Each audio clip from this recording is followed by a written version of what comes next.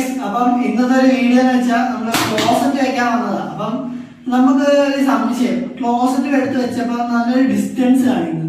സംഭവം എന്ന് വെച്ചാൽ ഡിസ്റ്റൻസ് വരാനുള്ള കാര്യം നമ്മൾ വെച്ചതെന്ന് വെച്ചാൽ നമ്മൾ ഇട്ട പൈപ്പിന്റെ അളവിൽ വ്യത്യാസം വന്നതാണ്. പക്ഷെ ശരിക്കും പറഞ്ഞാൽ വ്യത്യാസമൊന്നും വന്നിട്ടില്ല. ഇത് ഇവര് ടൈല് കാര്യം ഫ്ലോർ ഇട്ടപ്പം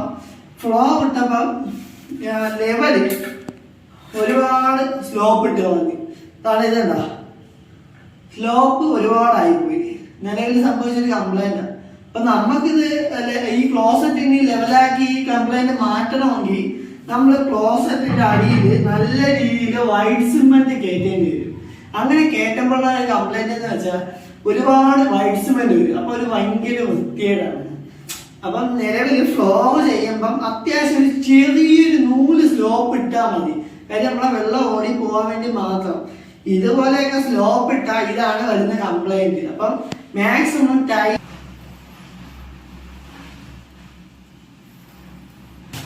മാക്സിമം ഇങ്ങനെ ലെവല് ചെയ്ത് വെച്ചാൽ നമുക്ക് എട്ടിന്റെ പണിയാണ്. അപ്പൊ എപ്പോഴും സ്ലോപ്പ് എപ്പോഴും ടൈല് കാര്യം ലെവലിങ്, അതായത് അല്ലെങ്കിൽ ഒരു നൂല് സ്ലോപ്പിന് ഇട്ടാലും മതി.